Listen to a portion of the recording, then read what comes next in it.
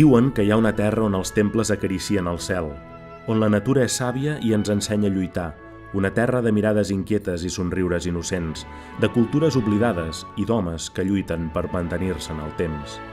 Una terra on l'aire ho impregna tot de l'essència de te, on els homes encara viuen entre llegendes i tradicions.